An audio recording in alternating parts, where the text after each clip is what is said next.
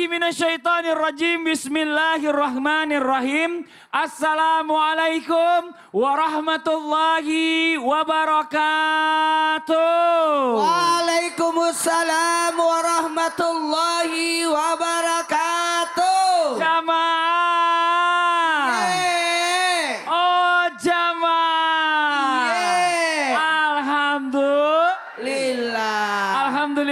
Alhamdulillahi rabbil alamin. Allahumma sholli ala sayyidina Muhammad wa ala ali sayyidina Muhammad. Rabbi israh li sadri wa yassir li amri wa hlul 'uqdatam min lisani yafqahu qawli. Jamaah. Masya Allah, terima kasih banyak sebelumnya buat jamaah dari Indramayu. Tepuk tangan dong. Dan senang banget ya, hari ini kita belajar sama-sama mengenai tema yang luar biasa. Mungkin ibu-ibu jamaah yang di rumah sudah familiar dengan kata-kata ujub. Ujub apa sih ujub? Ada orang bilang, ih ini orang ujub banget sih. Sifat ujub ini apa sebenarnya yang kita harus ketahui? Nah sekarang hari ini, na'udzubillah min zalik ya, karena kalau sampai terkena penyakit ini berbahaya. Hari ini kita bahas tema yang luar biasa, temanya adalah waspada ujub. Penyakit hati yang berbahaya dan dibenci Allah. Na'udzubillah summa na'udzubillah. Sebelum kita mendengarkan tausiah dari guru-guru kita lihat sebuah video tayangan terlebih dahulu tentang nenek 72 tahun. Ini hafal 30 juz Al-Quran. Masya Allah, tabarakallah. Ini di tayangannya. Bismillahirrahmanirrahim. La yuhibbullahu al-jahra bisu'i minal qawli illa man zulim. Ayat per ayat Al-Quran dilantunkan dengan merdu oleh Wiji Kulsum, nenek berusia 72 tahun, warga Mojogeneng, Jatirejo, Kabupaten Mojokerto. Di usia yang tak lagi muda, nenek Wiji masih bersemangat dalam mendalami agama dengan terus menghafal ayat suci Al-Quran. Nenek Wiji juga mampu menghafal Al-Quran sebanyak 30 juz. Ini Masya Allah ya, kalau sampai orang bisa menghafal 30 juz Al-Quran itu berarti ini Masya Allah, mungkin hatinya juga bersih. Tapi Ya, karena Al-Quran itu kitab suci. Betul. Berarti yang bisa masuk adalah orang-orang yang suci. Nah tapi begini Ustadz, kalau seandainya mungkin dia udah hafal 30 juz Al-Quran, terus dia sering memamerkan keberhasilannya gitu. Apakah ini menjadi sesuatu yang tidak baik? Dan apakah menghilangkan sendiri dari pahala menghafalkan Al-Quran? Takutnya, na'udzubillah. Silakan penjelasannya. Apa julid ya? Enggak, cuma nanya aja. Bismillahirrahmanirrahim. Assalamualaikum warahmatullahi wabarakatuh.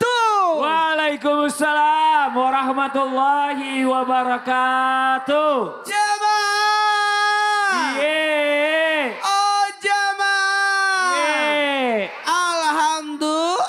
Alhamdulillahirrabbilalamin. Allahumma salli ala sayyidina Muhammad wa ala sayyidina Muhammad. Izin Habib dan Ustaz Sams. Alhamdulillah, hari ini kita membahas tentang sesuatu yang membahayakan amal ibadah kita. Yang namanya sifat ujub. Ujub itu merasa lebih baik. Menampakkan, melihatkan. Ada namanya riya, ada namanya sum'ah, ada namanya ujub. Ujub itu merasa baik, merasa mau dilihat, merasa mau nampakkan. Ingat!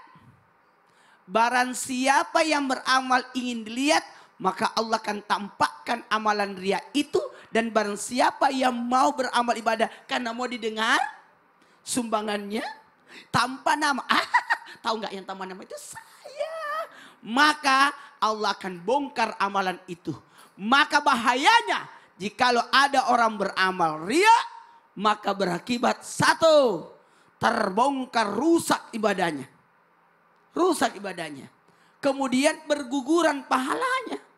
Dan nanti dia tidak akan mendapatkan pahala. Dan dikatakan kamu kan beribadah gara-gara mau dilihat orang. Mau didengar orang. Ujub. Kau minta saja pahala sama dia. Jangan minta pahala sama Allah. Inilah bahayanya ketika orang beribadah karena ujub. Maaf ya, tanpa menggurui aja mengingatkan. Mudah-mudahan kita bisa beramal ibadah dengan sebaik-baiknya karena Allah, bukan karena ujub. Masya Allah. Jadi kalau tadi ibu tadi itu karena dia bukannya mau memamerkan, tapi pengen ngasih tahu ya Allah ini saya akhirnya berhasil. Supaya orang termotivasi. Makasih banyak Ustadz Maulana, tepuk tangan buat Ustadz Maulana. Nah, bicara masalah tentang motivasi. Kadang banyak orang yang mohon maaf sebelumnya udah berbuat baik tapi ngerasa nggak afdol nih kalau seandainya nggak pamer-pamer gitu. Biar orang pada tahu semua. Ustaz Syam mohon izin ya Ustaz Syam. Ya. Wah. Apakah pamer untuk sifat-sifat hal yang kebaikan ini termasuk ujub atau enggak? Atau mungkin kalau misalnya tujuan untuk kebaikan malah Allah kasih lipat ganda pahalanya. Oh, Masya Wah, ini Allah. bagaimana penjelasannya mohon izin. Pak? Bismillahirrahmanirrahim. Tabe guru-guru kami Ustaz Maulana Habib Utsman, Mas Fadli, jamaah di studio, jamaah di rumah. Al-Quran surah Luqman ayat 18. A'udzu billahi minasy syaithanir rajim. ولا تصعر خدك للناس ولا تمش في الأرض مرحا إن الله لا يحب كل مختال فخور وقصد في مشيك واغضض من صوتك إن أنكر الأصوات لصوت الحمير.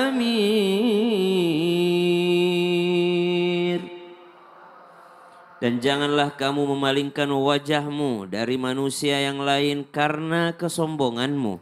Dan janganlah berjalan di bumi dengan jalan angkuh. Sungguh Allah tidak menyukai orang-orang yang sombong dan membanggakan diri. Dan sederhanakanlah dalam berjalan dan lunakkanlah suaramu. Sesungguhnya seburuk-buruk suara ialah suara keledai.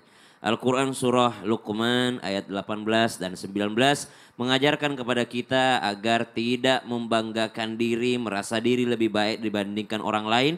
Sehingga karena merasa diri lebih baik daripada orang lain akhirnya senantiasa memalingkan wajahnya. Ah saya nggak usah ketemu sama dia. Ah ini bukan pergaulan saya. Ah ini tidak selevel sama saya. Dia memalingkan wajahnya daripada orang lain disebabkan dia merasa dirinya lebih baik daripada orang lain. Ah dia beramal tidak ikhlas, saya mau cari orang ikhlas aja. Justru engkaulah yang pada saat itu karena menganggap orang lain tidak ikhlas, justru engkaulah yang sedang berada dalam titik kesombongan. Jikalau ditanyakan adakah amal yang lebih baik dipamer daripada disembunyikan? Karena sesungguhnya amal yang disembunyikan itu adalah amal yang bisa memadamkan api nerakanya kita.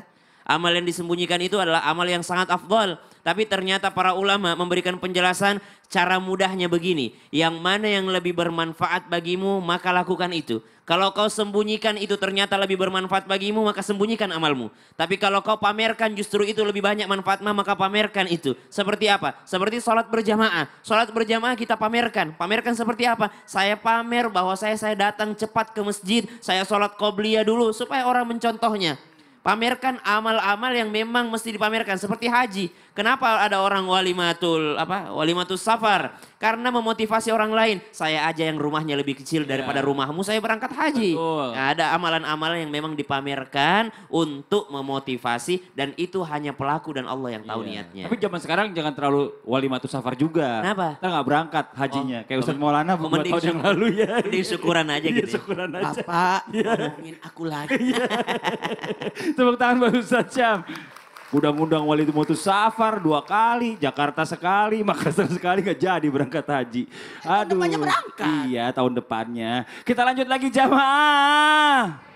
Ini Masya Allah tadi sudah dijelaskan oleh guru-guru kita. Ustadz Maulana menjelaskan sifat yang boleh dibilang ujub ini ternyata membanggakan diri sendiri. Dan tadi juga ria, suka pamer. Tapi kalau kita bicara ujub dan ria ini kayaknya pengertiannya kalau diperhatiin mirip-mirip. Coba kita minta penjelasannya dari guru kita Habib Utsman.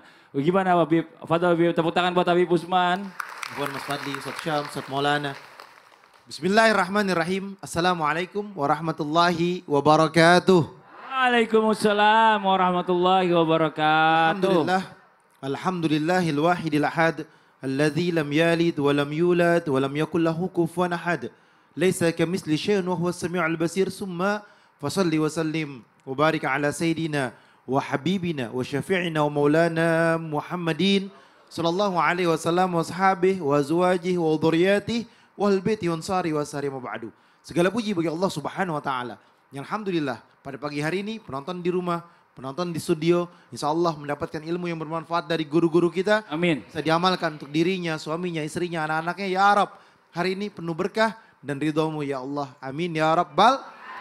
Berbeda antara ria dan ujub.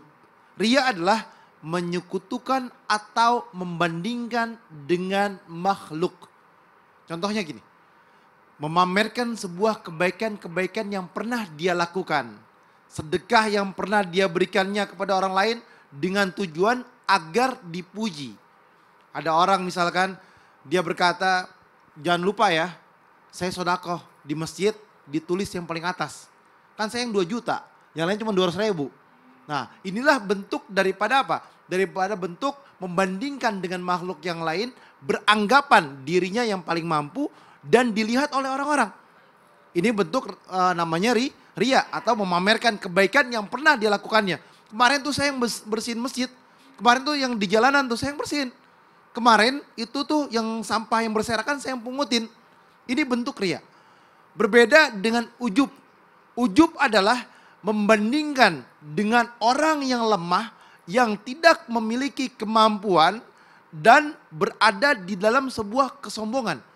Jadi ketika dia membandingkan orang yang lemah, hebatan saya daripada dia gak ada apa-apanya. Udahlah, udah saya aja gitu, intinya gitu. Dan dia beranggapan dirinya yang paling mampu, yang paling hebat. Ini adalah bentuk daripada keadaan yang sombong. Jadi ujub adalah bentuknya, keadaan adalah sombongnya. Jadi ini ujub sama sombong ini adik kakak. Dan bahkan bisa sampai dikatakan mirip-mirip dengan kesamaannya. Merasa sombong dan angkuh dengan diri sendiri. Merasa paling benar, paling hebat. Dan menganggap orang lain tidak ada bandingannya. Ya kan? Saya ini yang paling hebat, saya yang paling pintar, sekolah saya di sini kok. Dia di mana sekolahnya? Nah itulah bentuk daripada apa? Bentuk daripada kesombongan yang dibalut dengan ujub. Nah ujub bisa menjadikan sebuah kesombongan, kesombongan bisa jadi ujub. Tergantung kalimat yang dia ucapkannya. Ria bisa jadi ujub, ujub bisa jadi ria. Oh ini acara kalau nggak ada saya nggak bagus nih. Katanya. Kalau ada saya baru bagus. Nah itu jadinya ujub atau ria tuh. Gitu. Iya kan? Kamu kan. Enak aja saya lagi. Tepuk tangan dong buat Habib Usman. Masya Allah. Jamaah. Ada pertanyaan nih dari jamaah Islamitin yang ada di rumah Ustaz Maulana sini sebentar. Ini dari Instagram @rafiangga. Rafiangga. Ya pertanyaannya Assalamualaikum Ustaz. Waalaikumsalam warahmatullahi wabarakatuh. Mobil saya baru nih Ustaz nih. Kalau saya mau ngadain syukuran gitu apakah termasuk ujub ya Ustaz?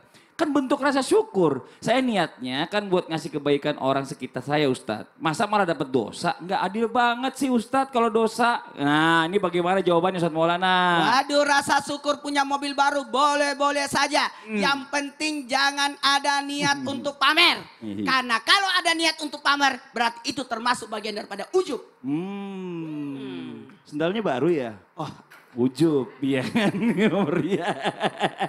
Oke, nanti kita lanjut lagi ya. Yang di rumah jamaah jangan kemana-mana. Tetap di Summit Indah. Jamaah! Oh jamaah! Alhamdulillah. Sendal saya baru tapi saya kan tidak pamer.